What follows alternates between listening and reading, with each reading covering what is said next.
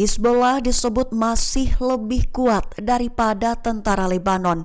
Bahkan juga diklaim bisa mengkudeta pemerintah Lebanon. Mengutip Tribun News pada 25 April, hal itu diutarakan oleh seorang pakar bernama Moshad Elat beberapa waktu ini.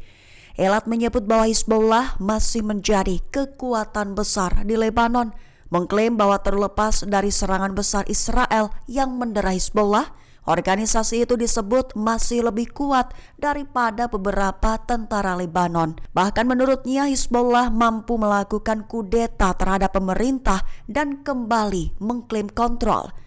Selain itu, Elat juga menegaskan bahwa meski pemerintah Lebanon dipekingi oleh Amerika Serikat dan Eropa, Hizbullah diklaimnya tidak takut kepada mereka.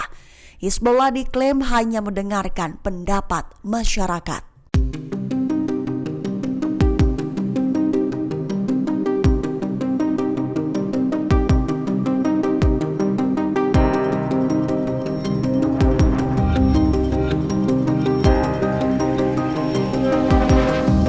Pasukan Israel diserang Hamas lagi di wilayah Gaza Utara. Dengan begitu, militer mengklaim bahwa pihaknya mengalami insiden keamanan serius. Mengutip Tribun News pada 25 April, kabar itu menurut laporan dari media Israel pada Kamis 24 April 2025. Dilaporkan bahwa Israel mengalami kondisi kritis, pasukan mendapati insiden keamanan serius dari dalam Gaza. Buntut, Hamas telah kembali menampakkan taringnya. Militer Israel sering menggunakan frasa insiden keamanan serius untuk menandakan bahwa tentaranya telah menderita kerugian. Menurut saksi mata dengan tanpa disebutkan namanya melaporkan bahwa ia mendengar ledakan besar berurutan, lalu diikuti oleh kedatangan helikopter militer yang mulai mengevakuasi personil Israel yang terluka dari tempat kejadian. Namun hingga saat ini masih belum jelas berapa jumlah korban dari pihak Israel, tetapi skala respons dan pengerahan helikopter menunjukkan adanya korban yang signifikan. Hamas melontarkan kutukan terhadap klaim dari Presiden Palestina Mahmud Abbas yang menyebutnya anak anjing. Mengutip Tribun News pada 25 April, adapun pernyataan Abbas itu disampaikannya dalam pidato di pertemuan Dewan Pusat Organisasi Pembebasan Palestina ke-32 di kota Ramallah tepi barat yang diduduki.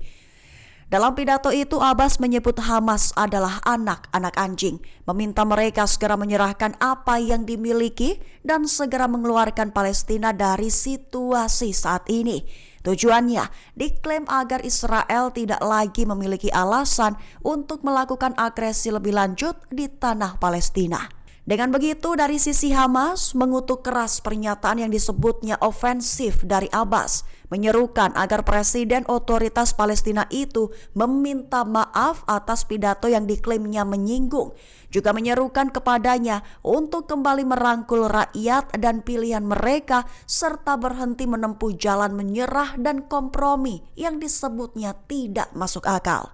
Iron Dome Israel jebol digempur rudal hipersonik dari Yaman. Pemukim Israel dengan tanpa disebutkan namanya memberikan kesaksian telah mendengar puluhan ledakan besar. Mengutip Tribun News pada 25 April, hal itu menurut laporan dari media Israel pada 24 April 2025 waktu setempat. Dikabarkan bahwa hipersonik Yaman berhasil menjebol pertahanan udara Iron Dome Israel pada 23 April 2025.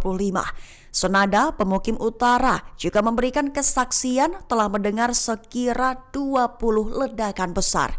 Dengan begitu diketahui terjadi insiden penjebolan di mana rudal Yaman menargetkan pangkalan udara Ramat David, selatan Haifa. Sirine berbunyi membuat para pemukim bergegas dan berlari ke tempat perlindungan. Di satu sisi, diketahui bahwa pasukan Israel mengumumkan telah berupaya mencegat rudal yang diluncurkan dari Yaman pada Rabu pagi. Pengumuman IDF itu diketahui muncul setelah sirine serangan udara berbunyi di wilayah utara tersebut. Menteri Luar Negeri Iran Abbas Araghchi lontarkan peringatan kepada Israel, menyatakan bahwa Dinas Keamanan Iran berada dalam mode siaga tinggi dan akan merespons agresi dengan serangan sah. Mengutip Tasnim pada 25 April, hal itu diutarakan oleh Araghchi dalam postingan di X pada 23 April 2025. Ia menyatakan bahwa upaya Israel untuk menggagalkan diplomasi sangat jelas terlihat oleh semua orang.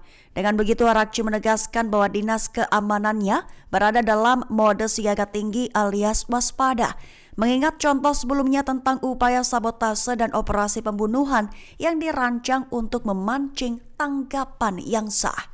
Lebih jauh, Arakci juga memperingatkan adanya propaganda dan kampanye misinformasi terhadap Republik Islam Iran, sekaligus menggarisbawahi bahwa aktivitas nuklir damai Iran dan kemampuan pengayaan uraniumnya berada di bawah pengawasan Badan Tenaga Atom Internasional. Seorang komandan tank Israel tewas dan beberapa personil lainnya terluka.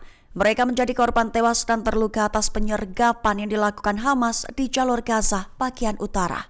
Mengutip Kabarni pada 25 April, hal itu merupakan klaim dari sumber utama media Israel pada 24 April 2025. Dilaporkan bahwa itu disebut sebagai insiden keamanan sulit di mana tentara IDF menjadi sasaran rudal anti-tank. Diikuti tembakan penembak jitu Hamas yang mengakibatkan 1 orang tewas dan beberapa lainnya terluka. Mereka adalah jajaran Brigade Artileri dan Divisi ke-36 Tentara Israel. Adapun tentara mengumumkan seorang yang tewas itu adalah komandan tank dari Batalion ke-79 Israel. Ia tewas terkena tembakan penembak jitu di Beit Hanon dekat lokasi militer di zona penyangga. Dengan begitu, helikopter tentara Israel mengangkut tentara yang tewas dan terluka tersebut ke rumah sakit di jalur Gaza. Pemimpin Ansarallah Yaman Syed Abdul Malik Al-Houthi berikan klaim terbarunya, menyebut bahwa Amerika Serikat adalah sosok pemikul tanggung jawab atas perang Gaza, juga menyebut bahwa perang Gaza justru menunjukkan alias menjadi bukti kegagalan Israel. Mengutip Al-Mayadin pada 25 April, hal itu diutarakan oleh Al-Houthi dalam pidatonya pada 24 April 2025.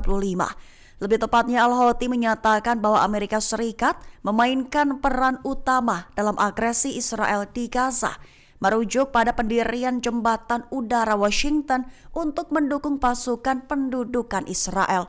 Dengan begitu, Al-Houthi memperingatkan bahwa agenda bersama Amerika Israel menimbulkan ancaman serius bagi kemanusiaan global. Ia menekankan bahwa keteguhan perlawanan Palestina dan rakyat Gaza seharusnya disambut dengan solidaritas dan dukungan Arab yang sejati. Selain itu, Al-Houthi juga menyatakan bahwa Israel belum mampu menguasai sepenuhnya wilayah Gaza.